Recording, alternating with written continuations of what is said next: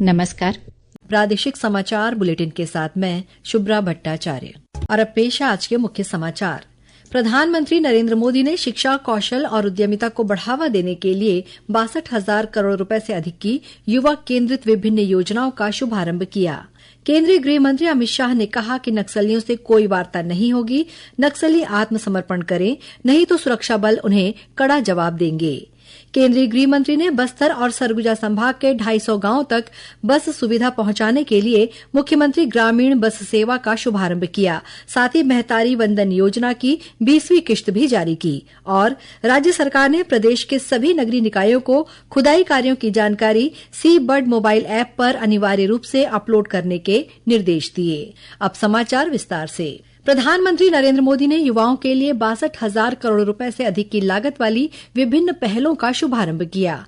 ये युवा केंद्रित पहल देश में शिक्षा, कौशल और उद्यमिता को बढ़ावा देंगी। आज नई दिल्ली के विज्ञान भवन में आयोजित कौशल दीक्षांत समारोह में प्रधानमंत्री ने औद्योगिक प्रशिक्षण संस्थानों ITI के माध्यम से प्रधानमंत्री कौशल और रोजगार परिवर्तन PM सेतु का शुभारंभ किया। प्रधानमंत्री ने कहा कि भारत ज्ञान तथा कौशल का देश है और बौद्धिक शक्ति देश की सबसे बड़ी शक्ति है। उन्होंने कहा कि ITI न केवल औद्योगिक शिक्षा के प्रमुख संस्थान हैं, बल्कि आत्मनिर्भर भारत की कार्यशालाएं भी हैं। हमारी ITI इंडस्ट्रियल एजुकेशन के बेहतरीन संस्थान तो है ही, ये आत्मनिर्भर भारत की वर्कशॉप है। साल 2014 तक हमारे देश में 10,000 ITI बनी थी, लेकिन बीते एक दशक में करीब 5,000 नई ITI देश में बनाई गई है।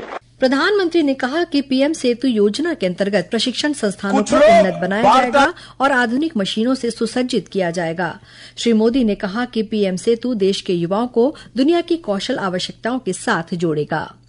केंद्रीय गृह मंत्री अमित शाह ने अगले वर्ष 31 मार्च तक देश को नक्सल समस्या से मुक्त करने के केंद्र सरकार के संकल्प को दोहराते हुए नक्सलियों से अपील की है कि वे शस्त्र छोड़कर समाज की मुख्यधारा में शामिल हो जाएं। आज छत्तीसगढ़ के जगदलपुर में बस्तर दशहरा लोकोत्सव कार्यक्रम को संबोधित करते हुए श्री शाह ने कहा कि जो नक्सली हथियारबंद संघर्ष जारी रखेंगे, उन्हें सुरक्षा बल कड़ा जवाब देंगे। कुछ लोग वार्ता की बात करते हैं। मैं फिर से एक बार स्पष्ट कर देता हूं, किस चीज की वार्ता करनी। बहुत मोहक सरेंडर पॉलिसी हमने बनाई है। आइए हथियार डाल दीजिए, हथियार लेकर बस्तर की शांति को अगर आपने छिन्न विछिन्न करने का काम किया तो हमारी सशस्त्र फौजें मिलकर इसका जवाब देंगे। 31/3/2026 ये तिथि तय है नक्सलवाद को इस देश की भूमि पर से विदाई देने के लिए। केंद्रीय गृह मंत्री ने कहा कि नक्सलवाद की समस्या के कारण बस्तर अब तक विकास से वंचित रहा है, लेकिन आगामी 31 मार्च के बाद नक्सली बस्तर के विकास को रोक नहीं पाएंगे। केंद्रीय गृह मंत्री श्री शाह ने आज जगदलपुर के अपने प्रवास के दौरान मां दंतेश्वरी मंदिर में देवी मां की पूजा अर्चना की। इसके साथ ही वे बस्तर दशहरे के तहत आयोजित रस्म मुरिया दरबार में भी शामिल हुए। इस कार्यक्रम में बस्तर संभाग में रहने वाले विभिन्न जनजातीय समुदायों के मुखिया उपस्थित थे। इस अवसर पर जनजातीय समुदाय के इन प्रतिनिधियों ने अपनी समस्याएं साझा की। केंद्रीय गृह मंत्री ने कहा कि मुरिया दरबार लोकतांत्रिक मूल्यों के प्रतीक जनजातीय समुदाय की आस्था की मिसाल है। उन्होंने कहा कि जनसंवाद की ये ऐतिहासिक परंपरा एक वैश्विक धरोहर है। 1874 से लेकर आज तक इस प्रकार की सक्रिय भागीदारी, न्यायिक व्यवस्था, आदिवासी संस्कृति को बचाने का चिंतन, जन संवाद की ऐतिहासिक परंपरा 7 अर्थ में वैश्विक धरोहर है। ये जो मुरिया दरबार, इसके लोकतांत्रिक मूल्य है, ये पूरे देश के लिए जानकारी का विषय है। श्री शाह ने कहा कि 75 दिनों तक चलने वाले बस्तर दशहरे की हर रस्म और विधान जनजातीय समुदाय की विभिन्न जातियों को एक सूत्र में पिरोती हैं। केंद्रीय गृह मंत्री ने सभी लोगों से स्वदेशी उत्पाद ही खरीदने की अपील की। उन्होंने कहा कि यदि 140 करोड़ देशवासी स्वदेशी के संकल्प को आत्मसात करेंगे तो भारत को दुनिया की सर्वोच्च आर्थिक शक्ति बनने से कोई नहीं रोक सकता। मोदी जी ने सभी को कहा है, हर घर ने संकल्प लेना है कि मेरे घर में देश में बनी हुई चीजों का ही उपयोग होगा। हर व्यापारी को ये संकल्प लेना है कि मेरी दुकान में, मेरे शॉपिंग मॉल के अंदर विदेश से बनी हुई कोई चीज उपलब्ध नहीं होगी। अगर 140 करोड़ की आबादी स्वदेशी के संकल्प को आत्मसात करे तो हमारे भारत को दुनिया की सर्वोच्च आर्थिक व्यवस्था बनते कोई नहीं रोक सकता, कोई नहीं रोक। केंद्रीय गृह मंत्री ने आज जगदलपुर में आयोजित बस्तर दशहरा लोकोत्सव और स्वदेशी मेले कार्यक्रम के अवसर पर मुख्यमंत्री ग्रामीण बस सेवा योजना का शुभारंभ किया। मुख्यमंत्री विष्णुदेव साय ने बताया कि इस योजना के तहत छत्तीसगढ़ के बस्तर और सरगुजा संभाग के 34 मार्गों पर बसें चलाई जाएंगी। मुख्यमंत्री बस सेवा योजना अभी 250 गांव इसमें कवर हुए हैं। 34 रूट का चयन हुआ है। आगे चल के और इसका विस्तार होगा और आज 34 बस की शुरुआत माननीय गृह मंत्री जी ने किया है। इससे बस ओनर उस रूट में गाड़ी चलाएंगे और उसमें जो क्षति होगी, उनको जो कमी होगी, लाभ नहीं होगा, उसकी भरपाई सरकार करने वाली है। केंद्रीय गृह मंत्री ने कार्यक्रम के दौरान छत्तीसगढ़ शासन के महतारी बंधन योजना की 20वीं किश्त के रूप में 70 लाख महिलाओं के खाते में 600 करोड़ रुपए से अधिक की राशि अंतरित की। इस अवसर पर उप मुख्यमंत्री विजय शर्मा, कृषि मंत्री रामविचार नेताम, वन मंत्री केदार कश्यप, पर्यटन मंत्री राजेश अग्रवाल, महिला और बाल विकास मंत्री लक्ष्मी राजवाड़े, प्रदेश भाजपा अध्यक्ष और विधायक किरण सिंहदेव, बस्तर सांसद महेश कश्यप सहित अनेक जनप्रतिनिधि और वरिष्ठ अधिकारी उपस्थित थे। प्रादेशिक समाचार आप आकाशवाणी रायपुर से सुन रहे हैं और अब आगे बढ़ते हैं बाकी के समाचारों की ओर।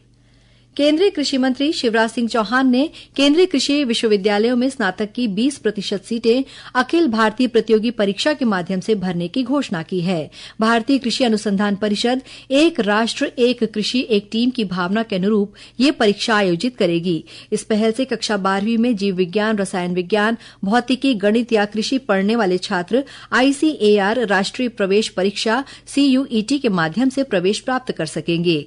कृषि मंत्री ने कहा कि इस निर्णय से देश भर के छात्रों के लिए प्रवेश प्रक्रिया सरल और एक समान हो जाएगी। केंद्रीय स्वास्थ्य मंत्रालय ने सलाह दी है कि 2 साल से कम उम्र के बच्चों को खांसी और सर्दी की दवा कोल्ड्रिफ्ट सिरप न दी जाए। मंत्रालय ने इस संबंध में सभी राज्यों और केंद्र शासित प्रदेशों के स्वास्थ्य सेवा निदेशकों को एक पत्र लिखा है।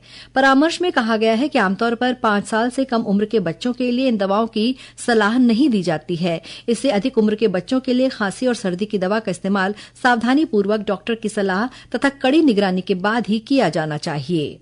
राज्य सरकार ने प्रदेश के सभी नगरीय निकायों को खुदाई कार्यों की जानकारी सी-बर्ड मोबाइल ऐप पर अनिवार्य रूप से अपलोड करने के निर्देश दिए हैं। नगरीय प्रशासन विभाग के संचालक R. एका ने कहा है कि दूरसंचार विभाग द्वारा नगरीय निकाय क्षेत्रों में पाइपलाइन, केबल और गैस पाइपलाइन कार्यों के लिए विभिन्न एजेंसियों द्वारा की जा रही सड़कों की खुदाई के कार्यों की जानकारी सी-बर्ड मोबाइल ऐप पर अपलोड करने के लिए निर्देशित किया गया है। बीजापुर जिले में मद्देड़ थाना क्षेत्र के बंदेपारा के जंगल में माओवादियों द्वारा लगाए गए IED की विस्फोट से एक महिला माओवादी ही घायल हो गई है। विस्फोट के बाद घायल महिला के अन्य साथी उसका हथियार लेकर मौके से भाग निकले। घटना की जानकारी स्थानीय ग्रामीणों ने पुलिस को दी। सूचना मिलते ही मौके पर पहुंची पुलिस की टीम ने ग्रामीणों की मदद से घायल महिला माओवादी को जंगल से बाहर निकालकर प्राथमिक उपचार के बाद जिला अस्पताल पहुंचाया, जहां उसका इलाज जारी है। घायल माओवादी की पहचान गुज्जा सोढ़ी के रूप में हुई है, जो पिछले 6-7 वर्षों से मद्देड़ एरिया कमेटी में सक्रिय थी। प्रादेशिक समाचार एकांश आकाशवाणी रायपुर द्वारा प्रस्तुत कार्यक्रम जिले की चिट्ठी का प्रसारण कल शाम 6:05 से 6:10 तक किया जाएगा। इस कार्यक्रम को छत्तीसगढ़ स्थित आकाशवाणी के सभी केंद्र रिले करेंगे। इस बार के अंक में बलौदाबाजार भाटापारा जिले की गतिविधियों के बारे में जानकारी दी जाएगी। और अब कुछ समाचार संक्षेप में।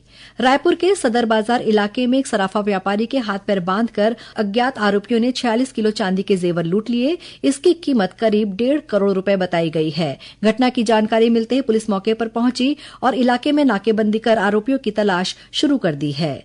धमतरी जिले के केरेगांव थाना क्षेत्र में आज तेज रफ्तार मोटरसाइकिल सड़क किनारे खड़े ट्रेलर से जा टकराई। इस हादसे में STF के एक जवान सहित 3 लोगों की मौके पर ही मौत हो गई। और कबीरधाम जिले के आमगांव में आज बिजली करंट की चपेट में आने से 2 सगे भाइयों की मृत्यु हो गई।